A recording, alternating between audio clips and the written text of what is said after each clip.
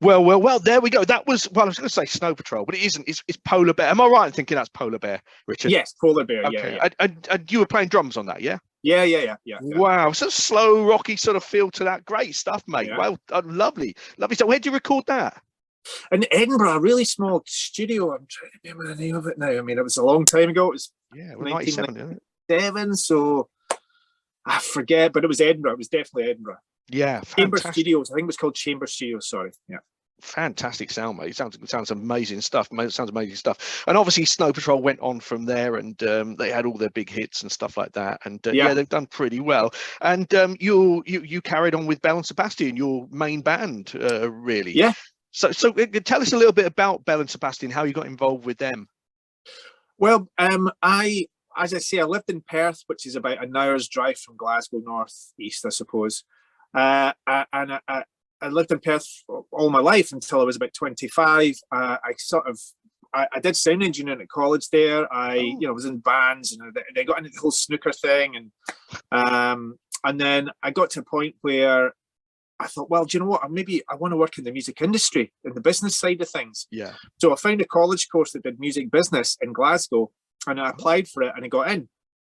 So then I moved to Glasgow.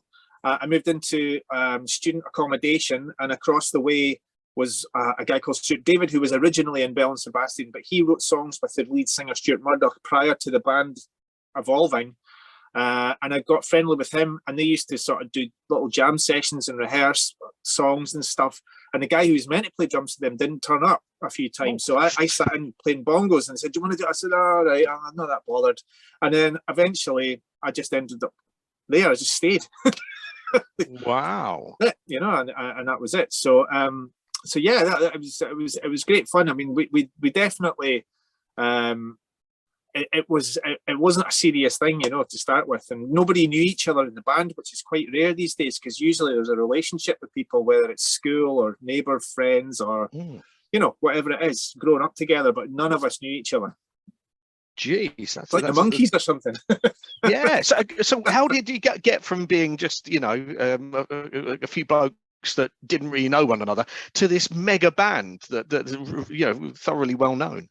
I've no idea. I just, it's one of these things that evolved. It's odd, because originally, I mean, we basically, I was on the music business college course, and they had a record label. And so what happened is you sign a local band every year, not for the band's benefit, but for the benefit of the students, to see what it's like to promote a record. So you make a CD, and it's maybe you make 1,000 or 500, and you send them out. This is what you do if you do this, and this is how you promote radio, and this is how you put them around record shops and all that stuff. So when we got there, I handed in a demo from Stuart, and it was Alan Rankin from the Associates. He was a lecturer, passed away sadly about a month ago, 2 months ago. Yeah, didn't he? Alan was a great guy, and he just flipped and went, that's amazing, right, we're going to sign you. Do you want to do an album? And I'm like, well, we don't know how to play really. So anyway, we went in Savage Studios for 5 days and recorded the first album, and that was it. And after that, I just kind of, I don't know, somehow got away with it. Rocketed, didn't it? It was amazing. It's been absolutely brilliant for you. So yeah. And then you've been out on tour and stuff like that. I'm presuming all over the world. Yeah, we've been really, really fortunate. Yeah, everywhere. You know, everywhere, which is great. So, it's one aspect I really love about it. I love touring. Now, I did hear a rumor, and I don't know how truthful this is, but you got left behind somewhere once.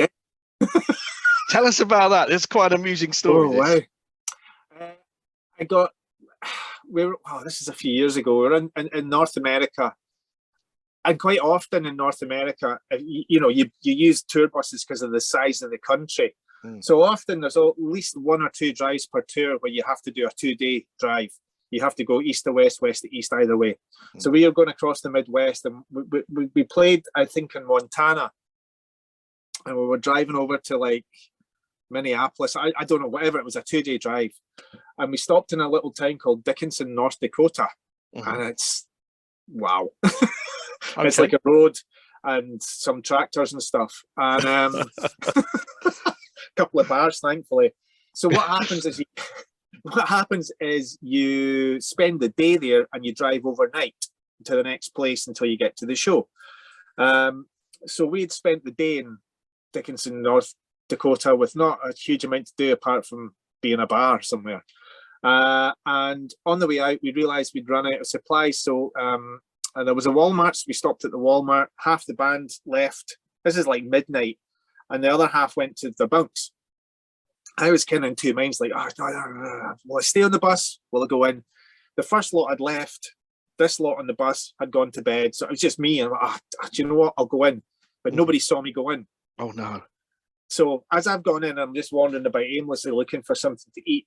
Everybody's bought their things and they've headed back on the bus, but nobody on the bus saw me go out because they're in their bunks. So the bus then heads off. So anyway, I come out, I've got pajamas on. No. And a credit card. And I'm going, oh, all right. Interesting. I think, do you know what? They've probably just gone around the corner because there's two buses, a crew bus and a band bus. So they must be around the corner. That's cool, no problem. So I wander around the corner. No. Go around the other corner. No. I'm like, this is interesting. So we had an 8-hour drive to St. Paul, Minneapolis, St. Paul. And I'm like, okay, right. Hang tight, somebody will notice. So I'm sitting outside Walmart with a bag of cashew nuts in my pajamas, and these cars are just passing, just going, don't stop. Yeah, I wonder why. The mad pajama man. Yes, and so we get to about 2 hours and thinking, right, the cut-off point for them to get to where they need to be without being massively late is coming up. So then it gets to that point, I'm like, right, they can't probably turn around now. They're too far into the journey. What do I do? Right. So I go back into Walmart with my credit card, and I'm like, excuse, a Scottish accent, pajamas, not, middle of, the Midwest. And I'm like, can I borrow your phone? The guy's like, what? I'm going, can I borrow your phone, please? And I tried to explain, and the guy's like, no, having it. He's like, no. I wonder why, yeah. Yeah, I wonder why. So eventually I find a hotel, get in the hotel. Eventually I get online with the hotel computer, and then I managed to contact the office in Glasgow. By the time they contact the tour manager and the production and all the rest of it, anyway, it gets to the morning and it's like, they're like, oh my God, where is he? And then the message gets through. And it's like, right, okay. So then trying to find transport, and then the closest airport, which is 100 miles away. It was crazy. Anyway, I managed to get to the airport somehow. And of course, I've got to get through TCA. What's it called again? I forget what the inland security is called. And this is in your pajamas still? Yeah. Here everywhere, And then so I'm in contact with our travel agent in New York. And right, I've sorted your tickets. I've got your ticket. Blah blah blah blah blah. It's like, but the thing is, it's TCA. Right? You've got to get through these guys, right? And that's the only thing at the airport. I can't guarantee you're going to get through security or not. Depends what they think. So I get the ticket. I get up to the security bit, and then I just say, "Excuse me, mate. Here's the thing." The guy's like, it's an old guy. He's going, I have to get my superior. So he gets his superior, who's a younger guy, and he comes up, and I explain, and he goes, oh, not again. One of you lot, right? Okay. No way. And then I managed to get through, and I got there in the end, and it's like, oh my word. But what can you do? Oh, goodness me. Well, look, I think we need to play a track. I'm going to play a track off Belle and Sebastian, the latest album called Late Developers. I think this is sort of pretty much fits in with your story. This is a track called When You're Not With Me. I think that works out quite well, doesn't it? Let's put this on, and we'll be back after this.